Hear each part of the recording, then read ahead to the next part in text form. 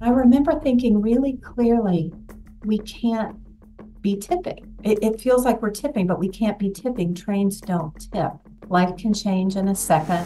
Geralyn Ritter from New Jersey tells how she survived a deadly Amtrak train crash.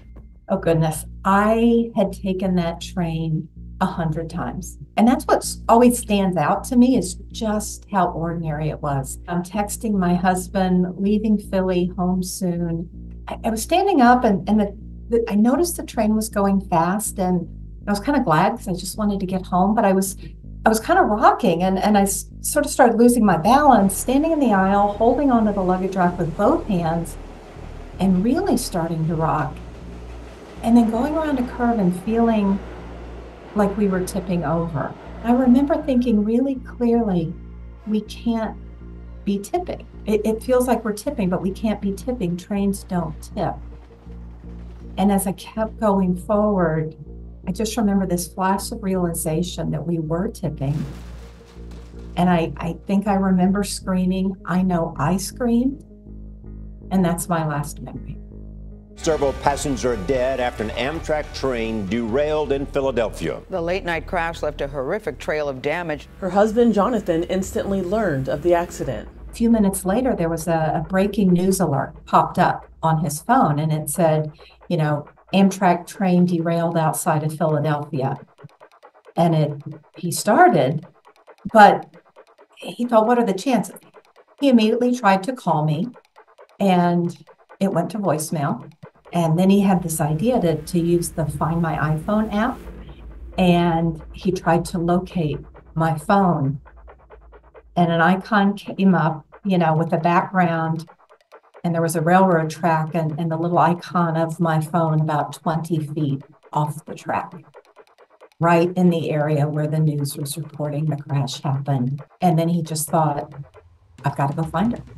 Amtrak 188 was going 106 miles per hour when it derailed circling a curve designed for trains to go about 50 miles per hour.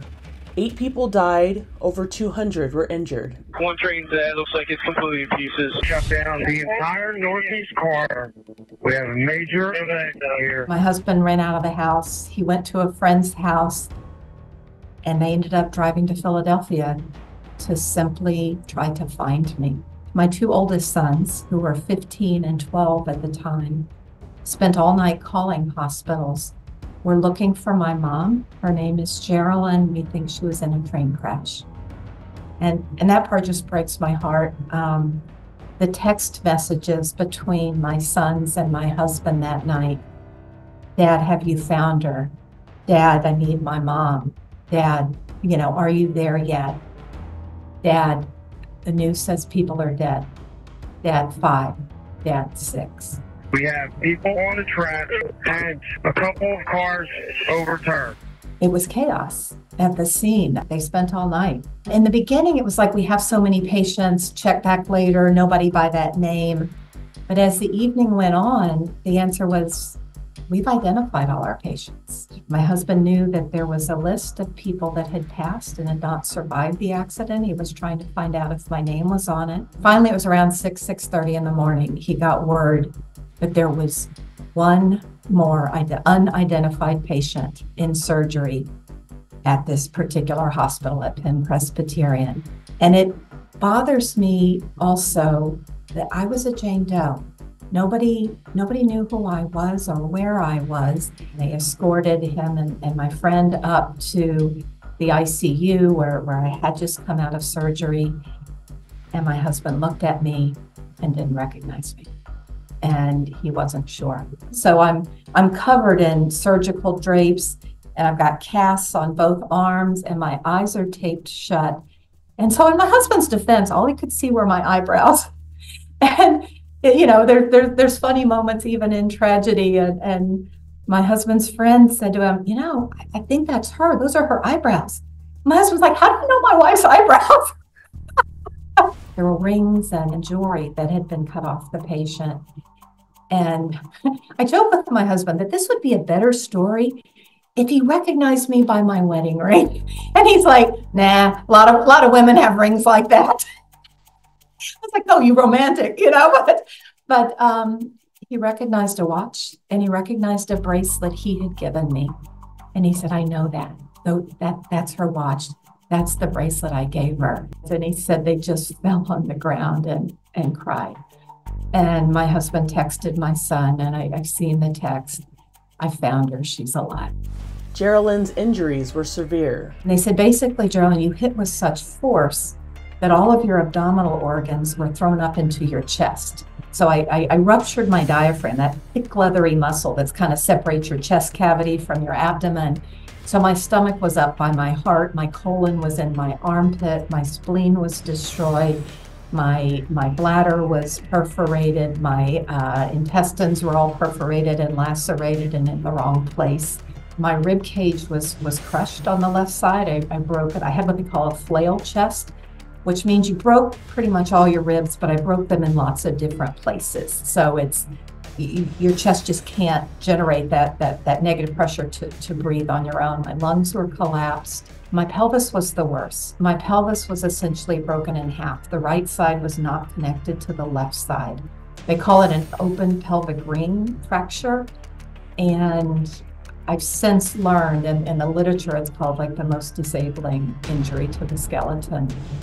And I had a traumatic wound. Something had punctured my left hip. So the left side of the pelvis was open and bloody and pretty much crushed in lots of places. I broke C7 in my neck and L2, 3, and 4 vertebra in my lower back. I was covered in dust. In every part of my body was in track dust. They were worried I was going to be blinded because I had so much dirt and gravel in my eyes. 8 people died in the accident. Many of them were sitting right around me. I was in the first car of the train. And if you look at photos of the accident, the other cars are tipped over on their side. But the first car doesn't look like a train car. It looks like a debris field. I was on a ventilator, so you can't speak. I was immobilized, so you can't move. You know, they had untaped my eyes, but I could only look up. And so then I'm all of a sudden conscious that I can see both my brothers and my sister and my parents and my husband, and they live all over the country. So I was like thinking, okay, this is another dream because, you know, it takes like 2 years of planning to get us all in the same place at the same time. And they said there's been an accident, blink once if you hear. But I tell you, that not being able to speak thing, I had a lot to say and a lot of questions. Blink once for yes and twice for no does not cut it. My dad went out and got me a whiteboard. And finally I wrote out, need bigger board. I had a lot to say. And my mom tells me, you know what? We knew you were in there somewhere. The healing process was excruciating. You're not even seeing straight. You can't focus on what anyone is saying. And the thing about your rib cage is it hurts to breathe. And you can't not breathe. Even though a ventilator was breathing for me, it would move my ribs. And that pain was crushing. The nights were the worst. The nights and the mornings. I remember laying there and 2 nurses are standing over you and they strip you down and you can't speak and you can't move. And then they're trying to roll you on your side and, you know, touching your wounds, touching your incision, rolling me on my side of my cracked ribs to clean the ones on the back. And I remember closing my eyes and thinking, that feeling of helplessness was overwhelming. I would just try not to breathe or try to breathe really, which is not healthy. They want you to breathe deep and clear your lungs, but it hurt. You know, everything hurt. I was on extraordinary doses of the biggest painkillers out there, fentanyl, Oxycontin, oxycodone, you name it, for a long time, months and months and months. I had to be. But then that also meant I had to go through weaning off of them. You've got the nausea and the shakes and the chills and everything that goes with opioid withdrawal, which truly felt like, you know, insult to injury. Doctors slowly began putting her back together. They ultimately kind of rebuilt my rib cage. They plated my ribs with metal plates, kind of like a little kid's erector set, you know, and they rebuilt so all of those bone fragments could be lined up again.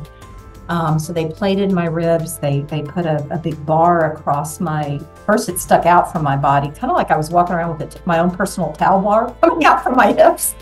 But then they put it under the skin and put two big screws in my back so that they were holding my pelvis together on the front and on the back, plus repairing all the damage in my abdomen. And then you have all these other kind of things that happen, blood clots and all this other stuff. Hey, Geralyn. There you go. Things didn't get any easier when Geralyn went home. I was on like 16 different medications. And I bought those little pill organizers to try to keep track of things, but they didn't make a big enough one for everything. It was really, it was hard, it was stressful, and I couldn't drive myself. I couldn't even go to the bathroom by myself. So I went from being very independent, and all of a sudden, I can't get out of bed without help. I'd come out of neurology and I was going to trauma, and the trauma surgeon said, "How are you doing?" And I looked at her and I started saying, "Well, you know, it's the bladder this, and my hip still hurts, and this." And she said, No. How are you doing?" And I kind of startled because nobody had asked me that. I looked at her and I couldn't answer, and I just started crying. And I guess that was her answer, not very well. Geralyn had severe PTSD. That's kind of what no one prepares you for. The emotional and the mental health aspects of physical trauma are very real. And the lack of independence. I was yelling at my kids, and my husband and I were fighting. And I thought back to her words, and I finally did seek counseling. I was diagnosed with depression and with PTSD. It was very scary to ride in a car. And not because I was afraid it would crash. It was just that feeling of going around a curve. My body was so scared. And you just realize you can't rationalize your way out of this. It changes your brain. It's not a matter of not being strong. It's chemical changes in your brain and certain stress hormones that that give off, and your nervous system literally is stuck on high alert. And you can't just will that away, you know? And I started to give myself a little bit of grace that, yes, I was going to be optimistic. 9 years later, Geralyn is still recovering. It felt like 2 steps forward, 1 step back. But over time, you are getting better. My body will never be the same. And there's so much scar tissue now, and complications still arise. And I've had a lot of surgery, and I've had a lot of pain. But I can walk. I can walk fast. I don't run, but I can walk fast. And I have a full life again.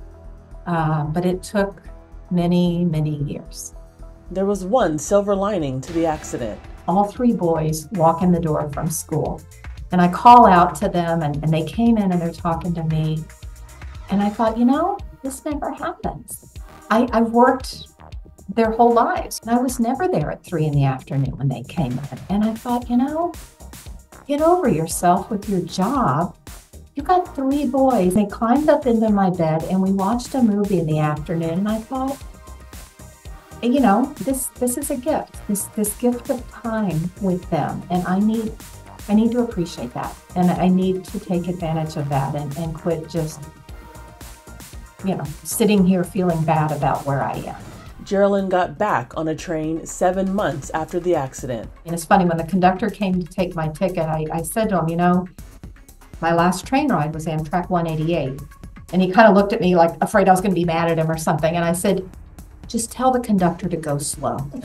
It's probably silly, but I felt like I had to say something. And he just kind of looked at me like, okay, ma'am.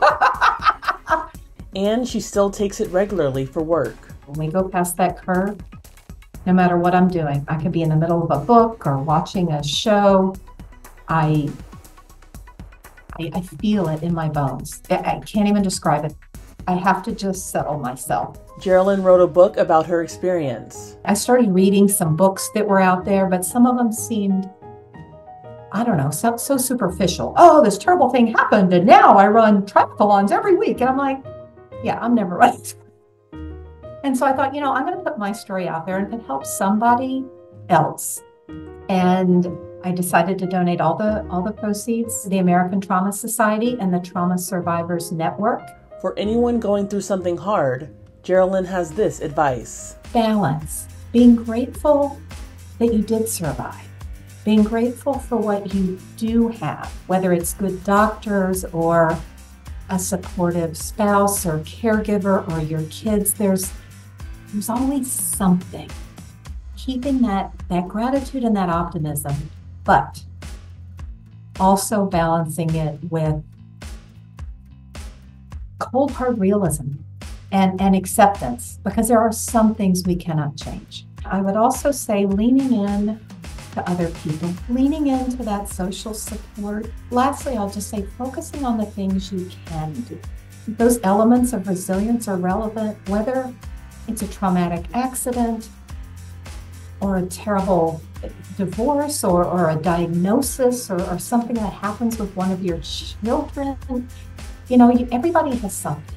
And balancing that gratitude and optimism with the realism and reaching out to other people and trying to put it in a broader perspective and figuring out what you really can do.